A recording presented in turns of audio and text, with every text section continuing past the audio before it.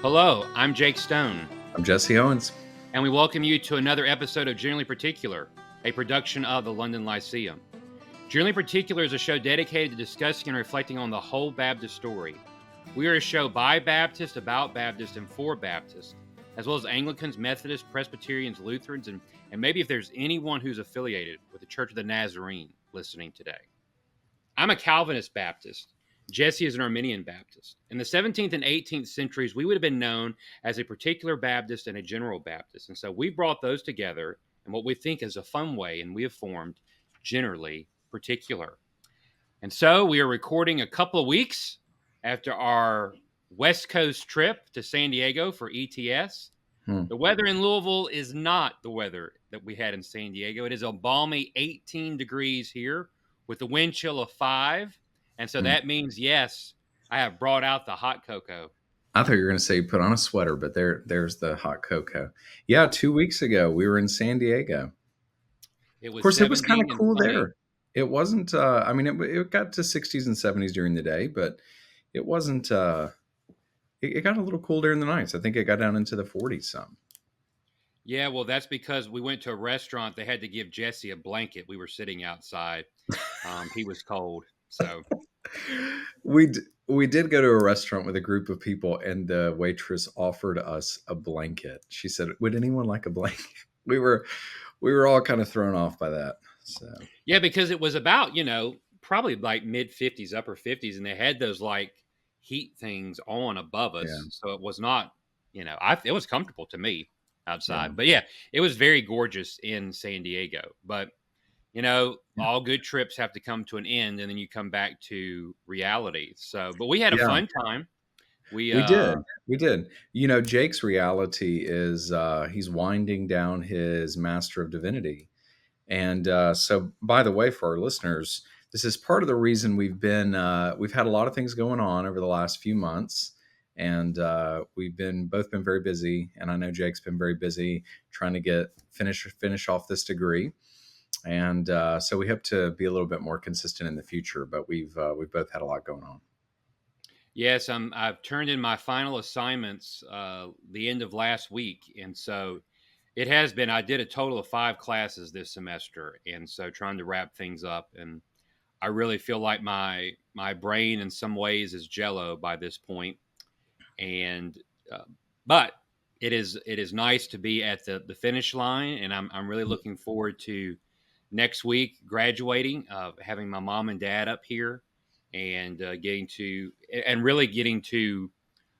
it's going to be a very special graduation as well because the two closest friends that I have here at Southern are both walking as well. One, my friend Jonathan Lloyd, is we started the MDiv together, and so we're finishing up. And then Zach Williams, Zach and I went to William Carey together a long time ago now, and Zach is walking with his PhD, graduating next Friday, and so it's very special that we're all getting to do that together. Zach did a great work on the doctrine of sanctification in Abraham Booth, and so I'm very very very thankful for both of them and excited. Now I can't wait to graduate in the chapel. It'll be decorated for Christmas time, and we will Mm. celebrate and sing Christmas hymns, and so I'm really excited for that. Yeah, that's going to be a lot of fun.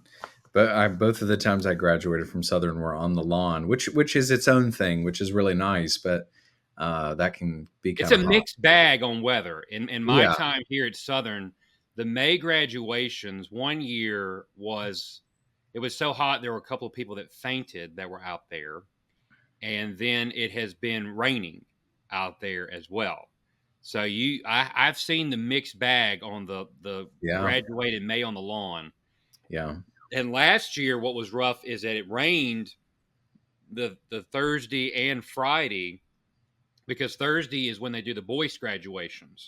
Mm. And so you had that, and so the lawn, like there was a lot of mud out there, and I was like, so I'm that's why I took all these classes so I could graduate in December and have it in the chapel. Well, unfortunately, fortunately, you are graduating in 2024 because I'm sure I'm sure there was a graduation or two in there that didn't happen with COVID. I know that when I graduated with When I finished my PhD, there was still masking and everything, so I remember that.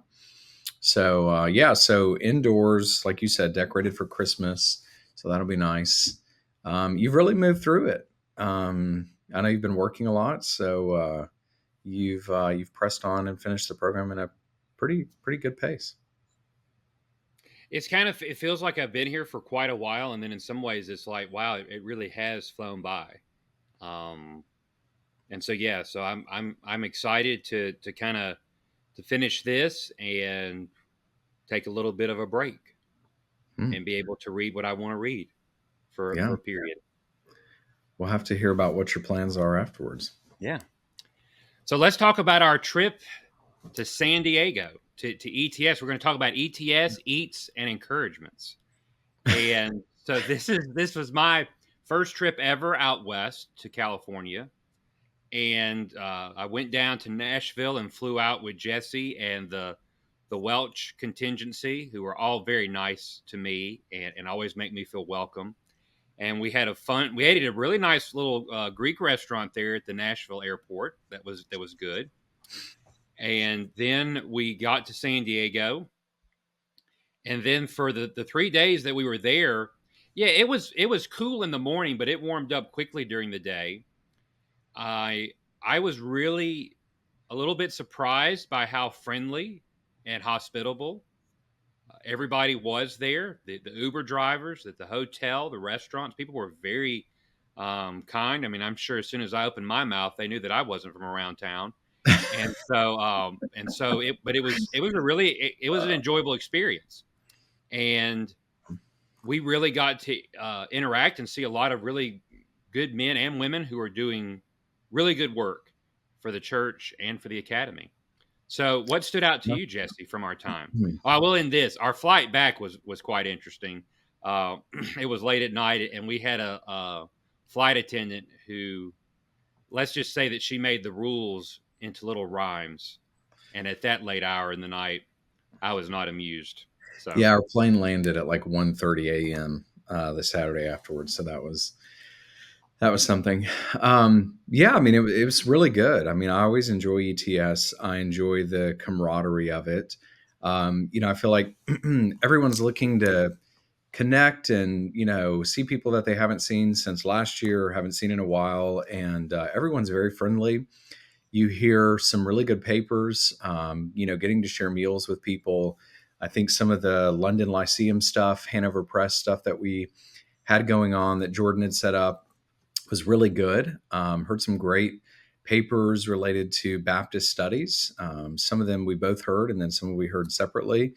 So it was really good. We got to meet Matthew Bingham, renowned Baptist scholar, and that was cool. Some of you probably are familiar with his Orthodox Radicals, which is certainly drawn a lot of attention over the last 5 years now. I think it was published in 19. mhm. And so we got to share a meal with him. That was actually at the restaurant where the lady offered a blanket if we needed one. Yeah, we Uh, need to talk about this restaurant because it's the restaurant Jesse chose. Jesse chose to go to this place. So well, let's okay, go so ahead and yeah, go ahead. let's go ahead and talk Malibu Farms. I told somebody this here, and he said, "quote Wow, that sounds expensive." It Okay, so was. all right, so a couple of things. One is it was very close to where we were staying. So as far as like things that were open that we could go to, it was one of the few things that we could go to. That's the first thing. The second is I had been there with my good friend Andrew Balich for lunch, and it was good. And it was not cheap, but it wasn't super expensive. I didn't account for the difference in price maybe between lunch and dinner, so that caught us off guard a little bit. And after we looked through the menu, there was almost nothing on the menu that we could order or that we were interested in or that we wanted to pay for, I have never seen a menu like that in my life. except for we got nachos in this tiny little skillet. Like it was a good amount of food, but it was in a tiny little skillet. And I'll say Matthew Bingham was a really good sport about it. He had a good time. Jake told him the communion story, So I felt like he got the full experience. Well, first of all, these were called Impossible Nachos, They were not called Impossible Nachos. and the included Impossible cheese, and then I saw something that I have never seen in my life: Neither of the two vegan things you've just said are true. vegan black beans. I didn't know black beans could be vegan. I just thought that they were beans. I didn't know that. And so, yeah, so this was like a California frou frou menu. And I'm sitting there looking and I'm like, I don't know what to order. I don't know what here. I mean, I'm just thinking about my dad. My dad would look at this and say, bring me a grilled cheese sandwich or something. But we were able to add some grilled chicken. When they said it was chicken, I guess it was, onto the skillet here. And remember, you got to tell people we didn't have Coca-Cola. We had Yeah, California Cola.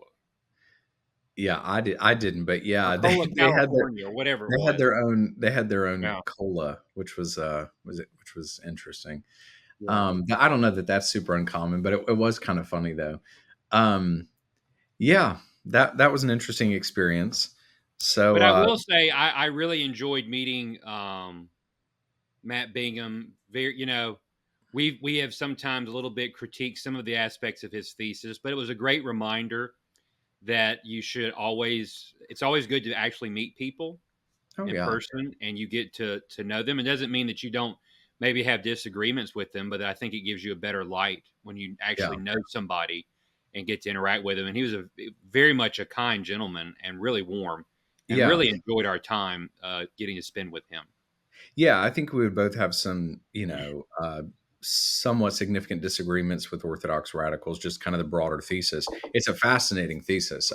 We would both, I think, disagree with significant parts of it, but an incredibly nice guy, really brilliant guy, and was really kind, a lot of fun to interact with, and it was really enjoyable to meet him. I'd love to interact with him more in the future. Yeah. As far as other meals go, Lyceum related, we had a London Lyceum hangout, and that was cool. We went to a nearby restaurant. We kind of had to split up a little bit, and but Jake and I sat with Dr. Sean Wright and with Zach, Yep. and that was a lot of fun too. It was. Dr. Wright is a great professor, and it was a blessing to kind of get to interact with him more in person. And when I found out that he was going to be joining us, I told him, I said, I've told others that I've got to be on my best behavior now tonight since you're going to be here. And he said, with his dry humor, he said, absolutely, you better be. So, um, Yeah, but we had a lot of fun with him. I don't even really remember the restaurant that we went to. There was I got some kind of shrimp plate, which was actually not bad. The waitress tried to tell me that it was really spicy. It was mm, not that spicy, but it was good. But that was more about the fellowship really than the meal is what I yeah, remember from that. yeah. Now we went to several taco places.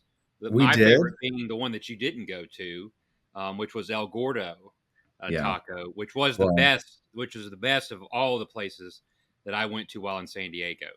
They had the pork that they were cutting off the spigot thing, and I don't know what all went in the dishes that I got, but it was good. It's irrelevant. You don't even need to know all that stuff. I was sad I didn't get to try that. I was promised by Jake that we were going to a good taco restaurant. We went with Casey McCall, and we were going to this great place, and it was pretty mediocre. It's kind of a sad experience there. But Now that place that we went to was based off of Matt Emerson's recommendation. So if there's anybody to I, w- blame for this one, it's him, not me. I wasn't gonna sell anybody out on that recommendation. Oh, But just me, just me. So oh yeah, yeah. I mean, you're part of the show. It's this is that's easy to do. Well, we could talk about a lot of other meals, I'm sure, but we did get a comment recently on talking too much about food on the show for the first 15 minutes. So maybe we should move on so that whoever that random guy was doesn't get upset with us again. well, let's talk about papers. All right. We really got to hear some. First of all, this is the third ETS that I've been to, and the times that I have went to Baptist studies sessions, there's usually maybe 8 people, 10 people there. I was really encouraged that in the various sessions that I went to, it was usually, maybe around 20 people in there. So it was really encouraging to see higher turnout for the Baptist studies and papers related to Baptist history. So that's certainly was an encouragement. And then I would say that we got to experience good papers from across the spectrum as far as in Baptist history and Baptist identity. We Yeah. got to hear, a really well done paper by Dr. Nathan Finn on Carl Henry and Henry's defense of religious liberty and freedom. And Mm, Dr. Finn really tried to emphasize Carl Henry doesn't usually get thought of much as he was a Baptist.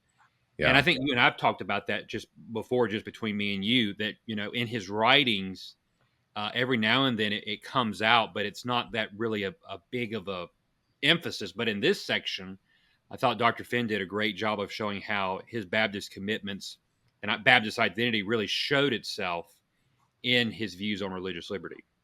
Yeah, so right. So he said, Henry might be viewed as an evangelical, sort of more broadly evangelical, but on religious liberty is kind of where him as a Baptist tends to shine the most. And yeah, I thought his paper was really intriguing. He did a great job. And he mentioned in his paper an article that Carl Henry wrote at the end of the 1950s entitled 20 Years as a Baptist, which I was able to find. And it was a really interesting read because he's kind of approaching this more from a Northern Baptist perspective, because that's what he came out of. It's only later, kind of in life, does he become a little bit more affiliated with the SBC. But his Mm, roots are, his coming to Baptist convictions is through the Northern Baptist tradition. And it was yeah. really interesting that in the 1950s, one of the things that he uh, bemoaned was that Baptists had no theological imagination. And what he meant by that was not that Baptists needed to become novel, but that Baptists at that point at the end of the 50s really were not at all concerned about systematics. And what his point was that if you went among Southern Baptists, it's like the theological end was with E.Y. Mullins and W.T. Connor. And in Mm, Northern Baptist life, it was A.H. Strong. And I'm thinking, I mean, Strong had been dead for almost 40 years by that point among Northern Baptists. Connor's been dead for almost a decade, but Mullins is bigger than Connor, and Mullins has been dead for 30 years. So it's kind of interesting to think about that. He's saying kind of the apex of theologians in North and Southern Baptist life had all been dead for quite a while, and he was really mm. kind of, saying we've got to do better when it comes to theology. But it shows that really by that point, in a lot of ways, Baptist life had become very pragmatic, in a sense. Yeah. Yeah. We also, in that same set of papers, there was a paper by Malcolm Yarnell on Roger Williams and religious liberty. And he dealt a lot with Roger Williams's use of John Merton, which I was really glad to hear that. We've talked quite a bit on this show about Roger Williams and then Roger Williams' use of John Merton in his Bloody Tenant, which at the beginning of the Bloody Tenant, Roger Williams has material from John Merton, and so this is in reply to John Cotton, and so he somehow come upon Merton's writings and he includes them in his reply to Cotton, and I thought Yarnell did a really good job tracing out Roger Williams's views on religious liberty, but again, seeing that really important connection between the two, and so I appreciated his presentation as well. I thought that was really solid. You were in there too, I think, for that one. Yes, and what Jesse is not telling y'all is that Jesse did a victory dance because he was like, finally, I'm not the lone voice crying in the wilderness about the Yeah, connection between Merton and Williams. No, I think it was really helpful and a great reminder again of the contribution that Roger Williams made in our understanding. Again, the importance of hermeneutics and how we deal with typology, how we deal with the distinguishing between the old covenant and the new covenant. Just to kind of tie that in, our reading group here on campus that does Baptist history reading, we finished Judson's book on baptism, And at the end of that work, there's also an appendix of Judson's letter that he wrote back to the Congregationalist Church in Plymouth that had sent him out, explaining why he had embraced Baptist views. And in that letter, the main emphasis from Judson is about when I came to understand that the New Testament church is not a continuation of the Jewish church, that it's not built on the Abrahamic covenant, but another covenant, which is the covenant of grace, the new covenant. He said, then there's no foundation for paedobaptism.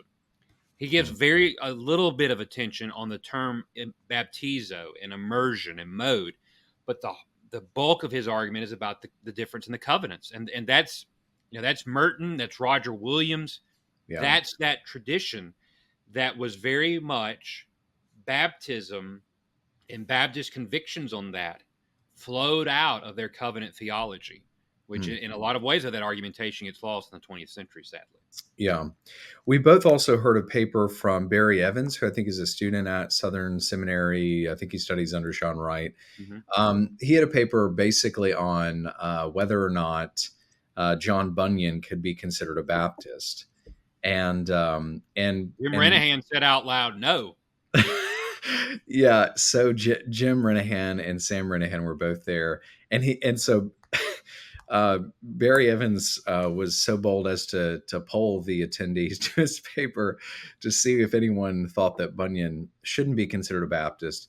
And people were hesitant maybe to participate in his polling, but Jim Renahan said very much no. Although he was very kind about the paper, maybe more broadly.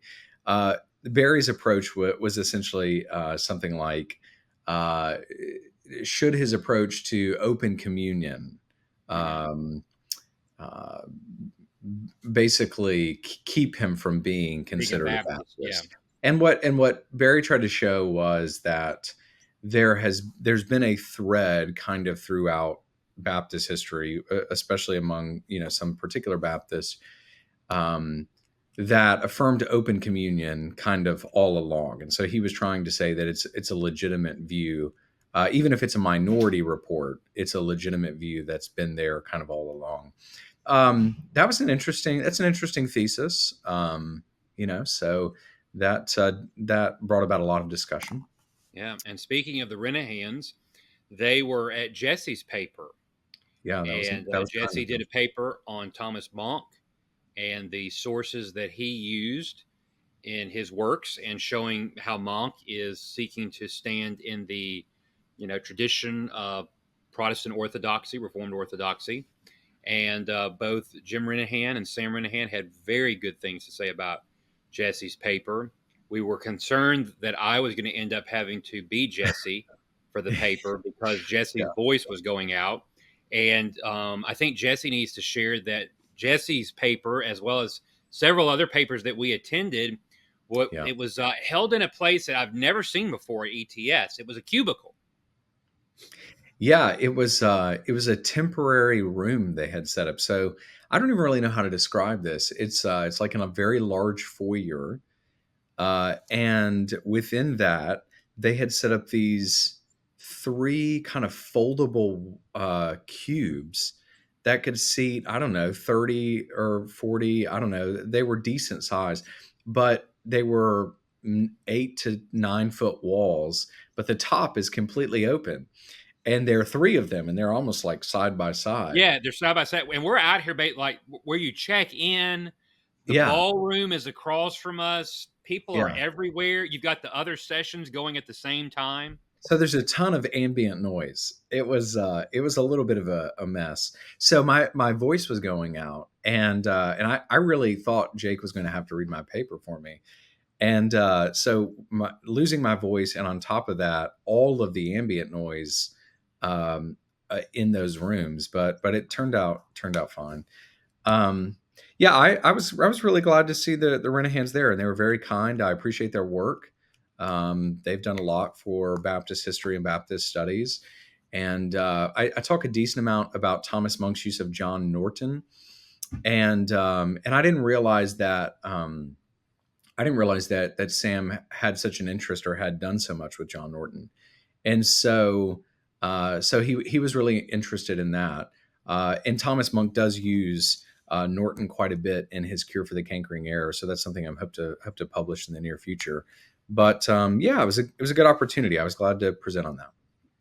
We also heard a great paper from Dr. Jason Dusing on Isaac Backus and a great survey of his works on religious liberty. So I thoroughly enjoyed that, especially coming off of working on a paper for one of my classes dealing with Isaac Backus and his development of the internal call to gospel ministry.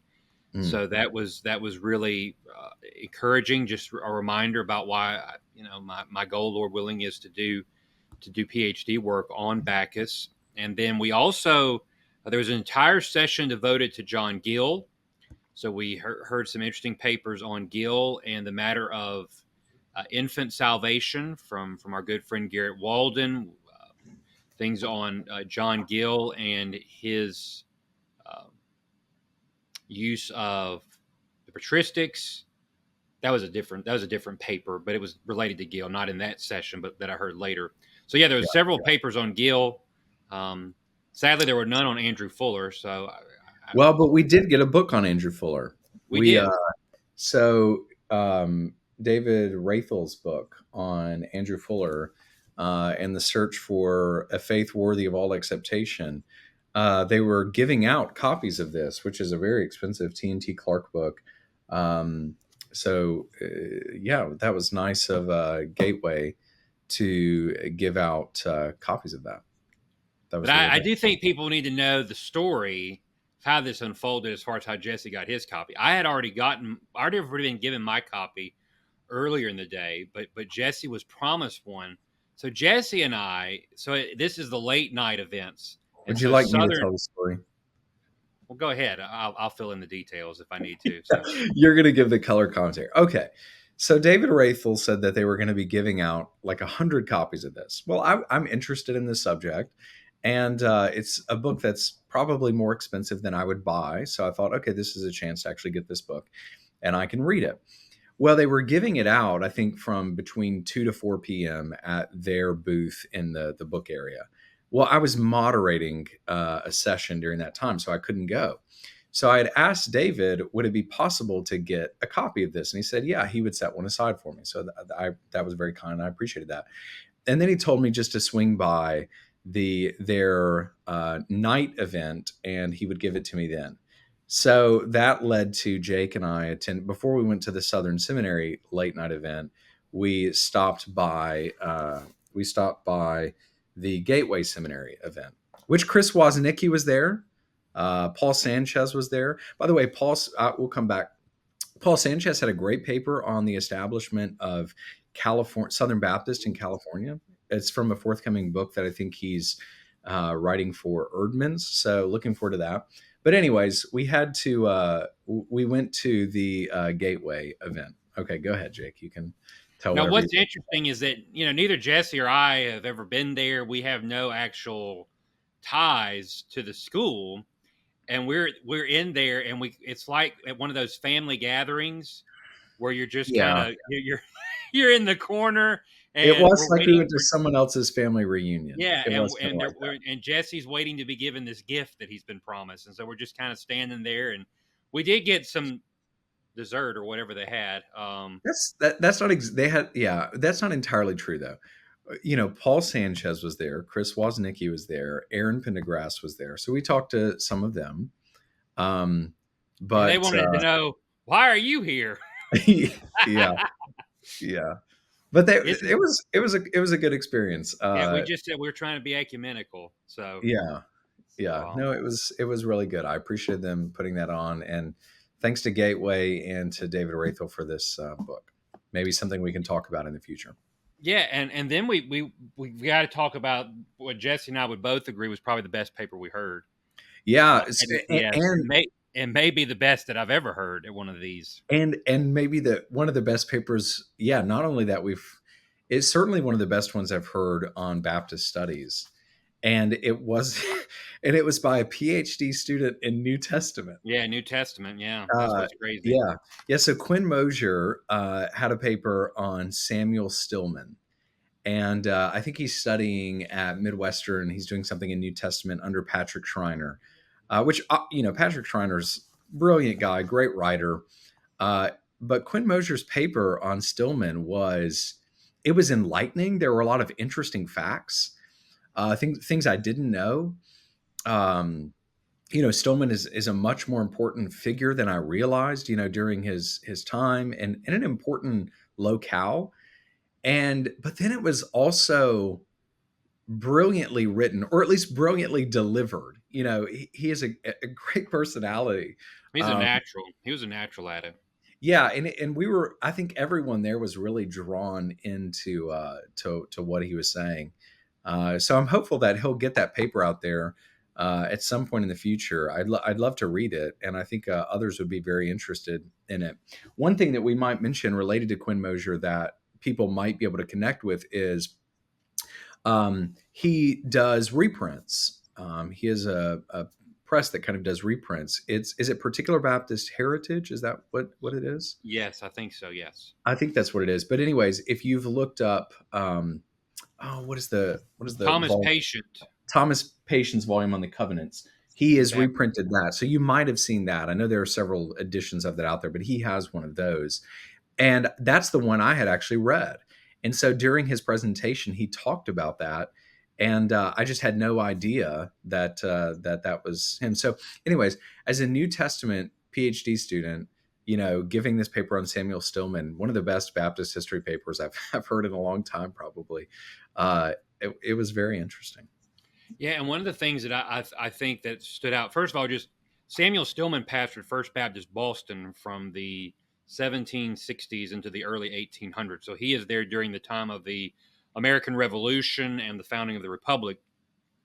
One of the things that I thought was kind of the interesting is Quinn shared that there are the early biographies that were written about Stillman. There's references made to his journals, Mm, and Quinn so far has been unable to locate the journals, and he has yeah. reached out to different historical societies, libraries where there's a possibility, and all of them said that they do not have them.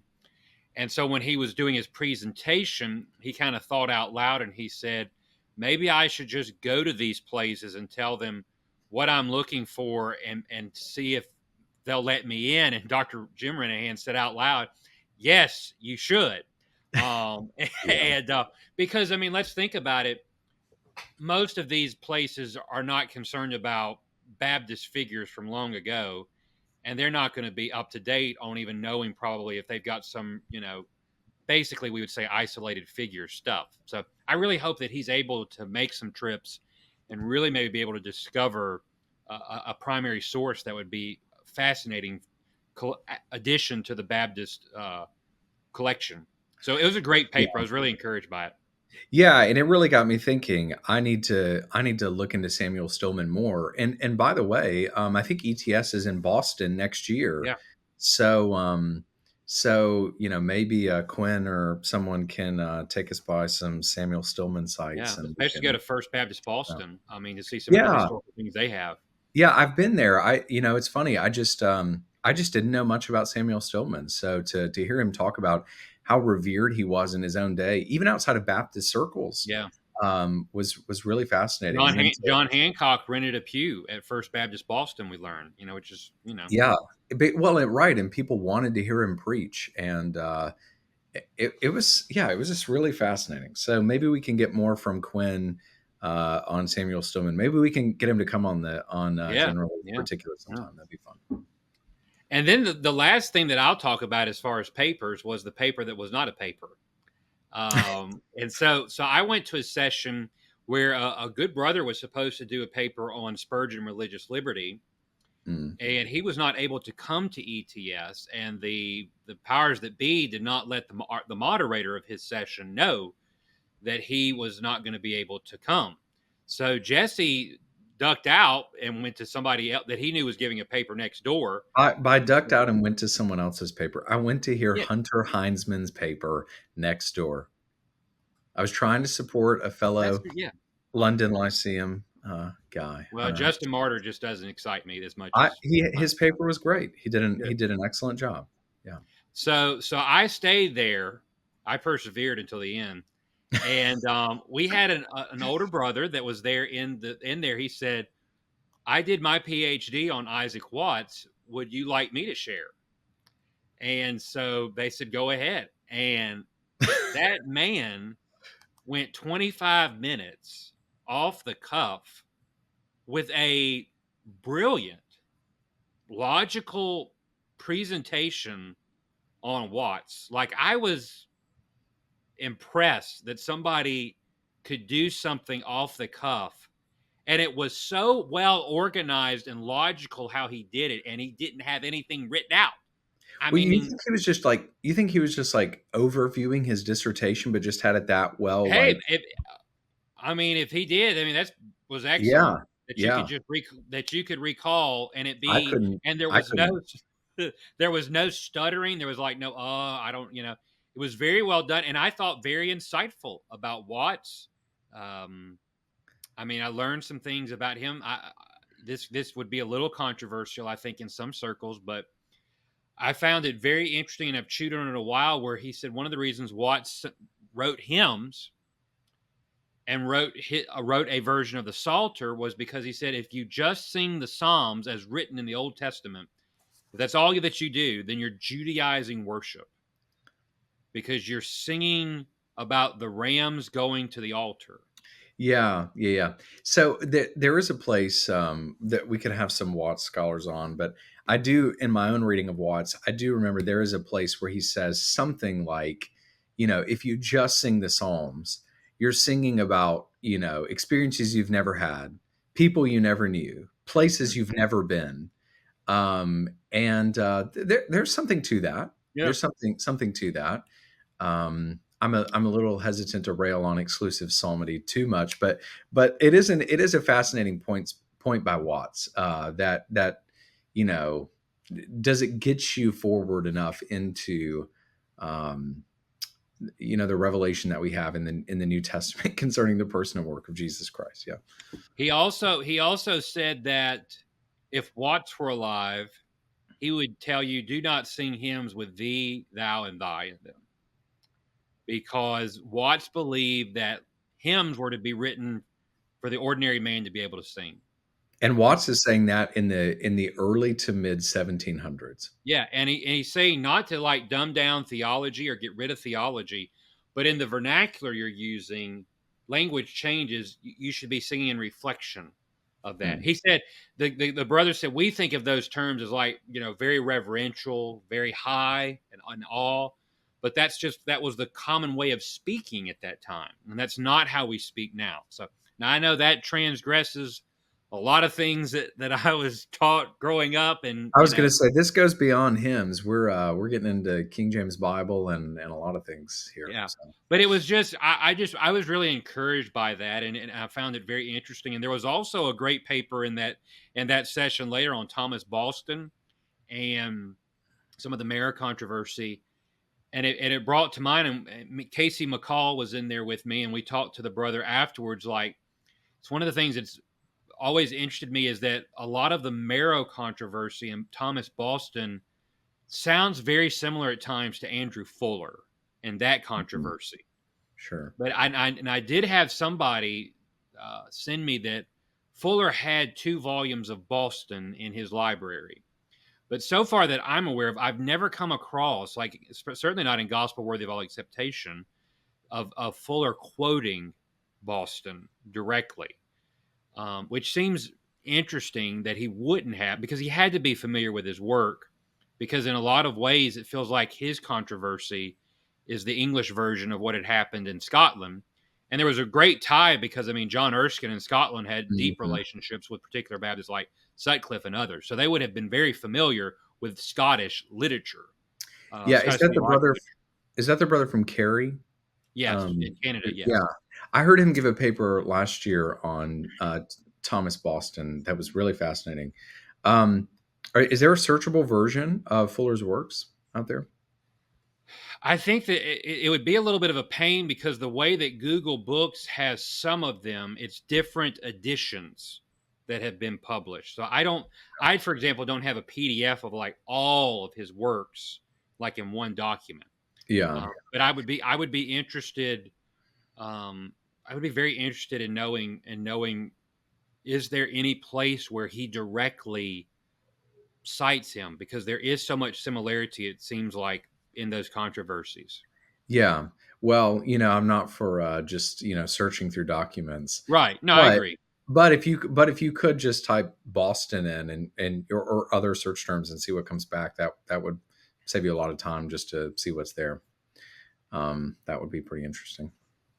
Well, we had a great time at ETS, but it's always good to be back home and back in reality. You have to get back to reality, but it was a lot of Yeah. fun and enjoyed getting to hang out with Jesse and others. And I have to close though that I just got a message from a buddy that works at the library on campus, and they're having seminars this week in the library, and Dr. Haken is leading one via Zoom. And but they've got the door open into that conference room, and he said, "I just heard Dr. Haken say, quote, the trail of blood. Could it be Ah, that Michael Haken is hearing the landmark calls to come home?" maybe he's been interacting with Dr. Nettles or something. Yeah. Maybe that's funny. Well, next time we're hoping to do a discussion on the priesthood of the believers, the doctrine that, and how Baptists have kind of wrestled with that. So we're looking forward. There's a great article that Jonathan Lehman wrote for the Southern Baptist Journal of Theology. I think it was in 2023. And Uh, so I think it's 2019. 2019. Okay, so Yeah. 2019. And so we're going to hope to kind of discuss that and maybe a couple other works. And so we look forward to that discussion next time. And so stay warm if it's cold where you are. Hmm. And always remember to stay Baptist. Stay Baptist.